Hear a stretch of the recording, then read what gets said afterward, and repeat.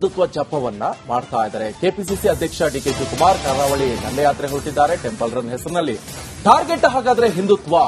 ಟೀಕೆಗಳು ಸಾಯ್ತವೆ, ಆದರೆ ಕೆಲಸಗಳು ಉಳಿಯುತ್ತೆ. ನನ್ನಂತ ನೂರಾರು ಜನ ಡಿಕೆ ಶಿವಕುಮಾರ್ ನಿಮ್ಮ ಬೆಂಬಲಕ್ಕಿದ್ದಾರೆ.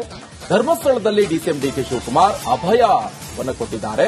ನೀವು ಯಾವುದಕ್ಕೂ ಕೂಡ ಅಂಜುವ ಸಂದರ್ಭವೇ ಇಲ್ಲ. ಧರ್ಮಸ್ಥಳ ಧರ್ಮಾಧಿಕಾರಿ ವೀರೇಂದ್ರ ಹೆಗ್ಡೆಗೆ ಅಭಯವನ್ನ ಕೊಟ್ಟಿದ್ದಾರೆ ಡಿಕೆ ಶಿವಕುಮಾರ್ ಅವರು.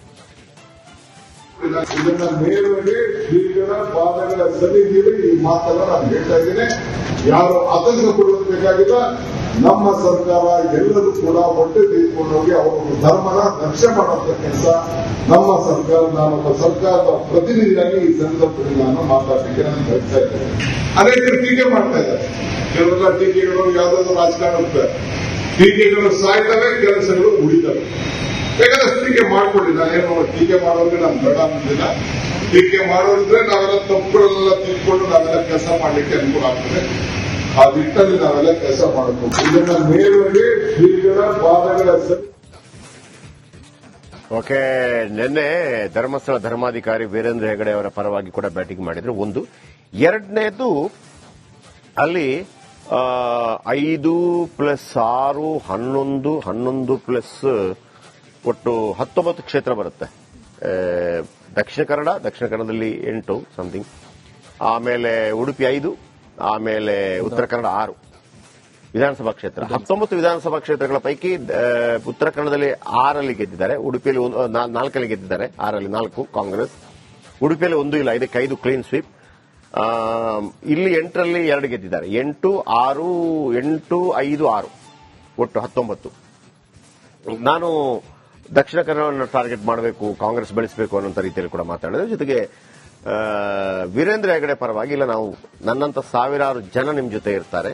ಯಾಕಂದ್ರೆ ನಿಮ್ಮ ವಿರುದ್ಧ ಮಾಡುವಂತ ಟೀಕೆಗಳು ಸಾಯ್ತವೆ, ಕೆಲಸಗಳು ಉಳಿಯುತ್ತವೆ ಅಂತೇಳಿ ಇದು ದೊಡ್ಡ ಮಟ್ಟದಲ್ಲಿ ಸರ್ಕಾರದ ಬಗ್ಗೆ ಕೆಲವರು ಪ್ರಶ್ನೆ ಮಾಡ್ತಾನೆ ಇದ್ರು. ಅಂದ್ರೆ ಕೆಲವು ಈ ಸೌಜನ್ಯ ಪ್ರಕರಣ ಬಂದಾಗಲೂ ಕೂಡ ಏನು ಎತ್ತ ಅಂತೇಳಿ.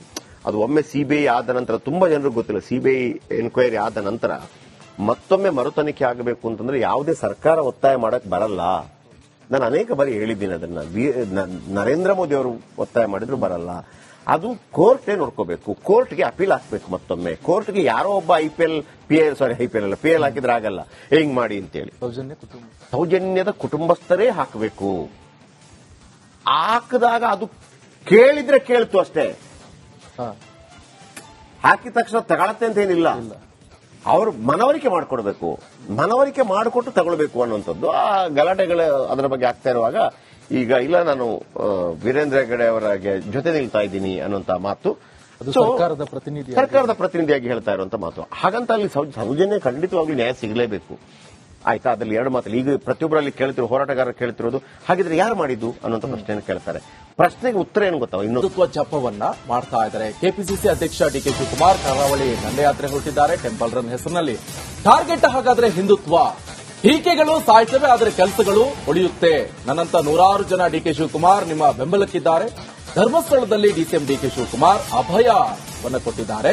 ನೀವು ಯಾವುದಕ್ಕೂ ಕೂಡ ಅಂಜುವ ಸಂದರ್ಭವೇ ಇಲ್ಲ. ಧರ್ಮಸ್ಥಳ ಧರ್ಮಾಧಿಕಾರಿ ವೀರೇಂದ್ರ ಹೆಗ್ಡೆಗೆ ಅಭಯವನ್ನ ಕೊಟ್ಟಿದ್ದಾರೆ ಡಿಕೆ ಶಿವಕುಮಾರ್ ಅವರು.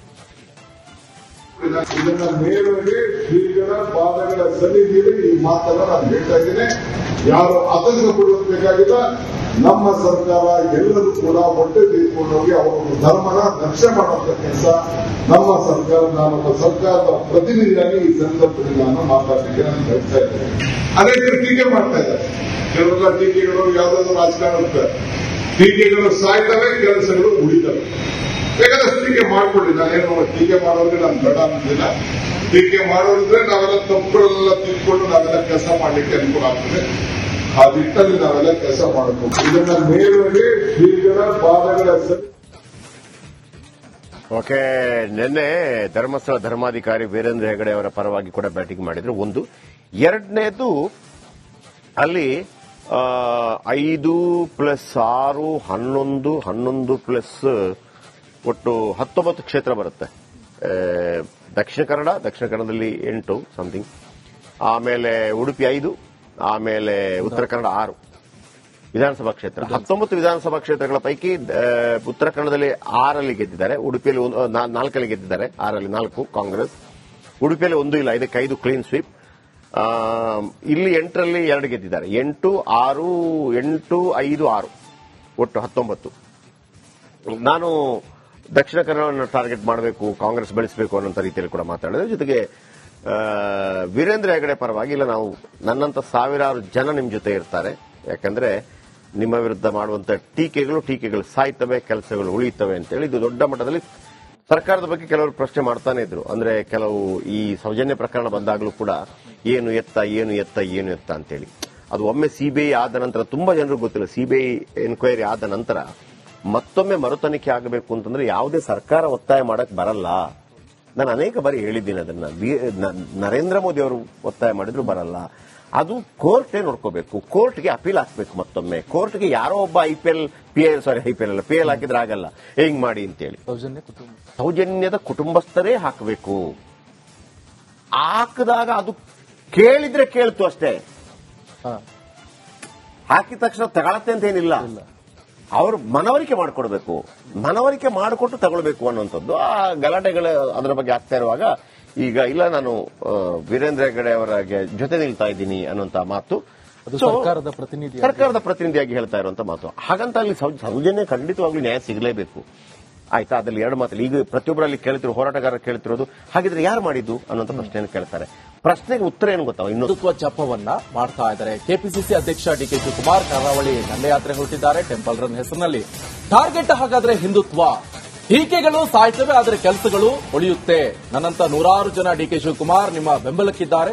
ಧರ್ಮಸ್ಥಳದಲ್ಲಿ ಡಿಸಿಎಂ ಡಿಕೆ ಶಿವಕುಮಾರ್ ಅಭಯವನ್ನು ಕೊಟ್ಟಿದ್ದಾರೆ. ನೀವು ಯಾವುದಕ್ಕೂ ಕೂಡ ಅಂಜುವ ಸಂದರ್ಭವೇ ಇಲ್ಲ. ಧರ್ಮಸ್ಥಳ ಧರ್ಮಾಧಿಕಾರಿ ವೀರೇಂದ್ರ ಹೆಗ್ಡೆಗೆ ಅಭಯವನ್ನ ಕೊಟ್ಟಿದ್ದಾರೆ ಡಿಕೆ ಶಿವಕುಮಾರ್ ಅವರು. ಇದನ್ನ ನೇರವಾಗಿ ಶ್ರೀಗಳ ಪಾದಗಳ ಸನ್ನಿಧಿಯಲ್ಲಿ ಈ ಮಾತನ್ನ ನಾನು ಹೇಳ್ತಾ ಇದ್ದೇನೆ. ಯಾರು ಆತಂಕ ಪಡುವುದಬೇಕಾಗಿಲ್ಲ. ನಮ್ಮ ಸರ್ಕಾರ ಎಲ್ಲರೂ ಕೂಡ ಒಟ್ಟೆ ತೆಗೆದುಕೊಂಡೋಗಿ ಅವರೊಂದು ಧರ್ಮನ ರಕ್ಷಣೆ ಮಾಡುವಂತ ಕೆಲಸ ನಮ್ಮ ಸರ್ಕಾರ, ನಾನೊಬ್ಬ ಸರ್ಕಾರದ ಪ್ರತಿನಿಧಿಯಾಗಿ ಈ ಸಂದರ್ಭದಲ್ಲಿ ನಾನು ಮಾತಾಡಲಿಕ್ಕೆ ನಾನು ಬಯಸ್ತಾ ಇದ್ದೇನೆ. ಅನೇಕರು ಟೀಕೆ ಮಾಡ್ತಾ ಇದ್ದಾರೆ. ಕೆಲವೆಲ್ಲ ಟೀಕೆಗಳು ಯಾವುದಾದ್ರು ರಾಜಕಾರಣ ಟೀಕೆಗಳು ಸಾಯ್ತವೆ, ಕೆಲಸಗಳು ಉಳಿತವೆ. ಬೇಕಾದ್ರೆ ಟೀಕೆ ಮಾಡ್ಕೊಳ್ಳಿ, ನಾನೇನು ಟೀಕೆ ಮಾಡೋರಿಗೆ ನಾನು ಬೇಡ ಅನ್ನೋದಿಲ್ಲ. ಟೀಕೆ ಮಾಡೋರಿದ್ರೆ ನಾವೆಲ್ಲ ತಪ್ಪುಗಳೆಲ್ಲ ತಿಳ್ಕೊಂಡು ನಾವೆಲ್ಲ ಕೆಲಸ ಮಾಡಲಿಕ್ಕೆ ಅನುಕೂಲ ಆಗ್ತದೆ. ಆ ನಿಟ್ಟಲ್ಲಿ ನಾವೆಲ್ಲ ಕೆಲಸ ಮಾಡಬೇಕು. ಇದನ್ನ ನೇರವಾಗಿ ಶ್ರೀಗಳ ಪಾದಗಳ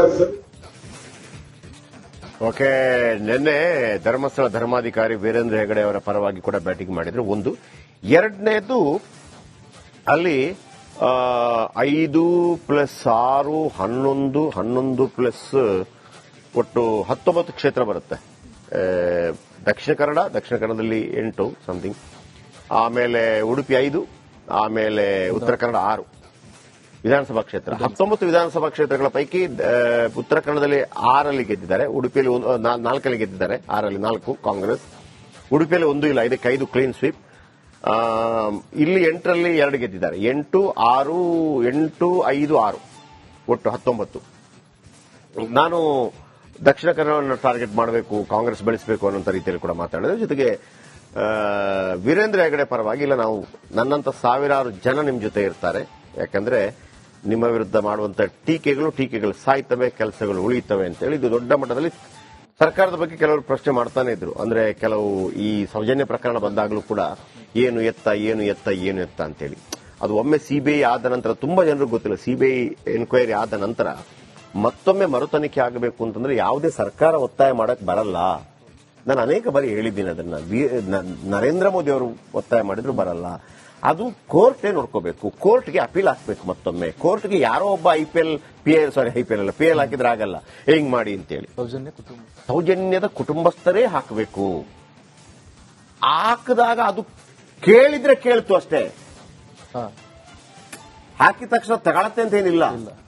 ಅವರು ಮನವರಿಕೆ ಮಾಡಿಕೊಡ್ಬೇಕು, ಮನವರಿಕೆ ಮಾಡಿಕೊಟ್ಟು ತಗೊಳ್ಬೇಕು ಅನ್ನುವಂಥದ್ದು. ಆ ಗಲಾಟೆಗಳು ಅದರ ಬಗ್ಗೆ ಆಗ್ತಾ ಇರುವಾಗ ಈಗ ಇಲ್ಲ, ನಾನು ವೀರೇಂದ್ರ ಹೆಗಡೆ ಅವರ ಜೊತೆ ನಿಲ್ತಾ ಇದ್ದೀನಿ ಅನ್ನುವಂತ ಮಾತು ಸರ್ಕಾರದ ಪ್ರತಿನಿಧಿಯಾಗಿ ಹೇಳ್ತಾ ಇರುವಂತ ಮಾತು. ಹಾಗಂತ ಅಲ್ಲಿ ಸೌಜನ್ಯ ಖಂಡಿತವಾಗ್ಲೂ ನ್ಯಾಯ ಸಿಗಲೇಬೇಕು.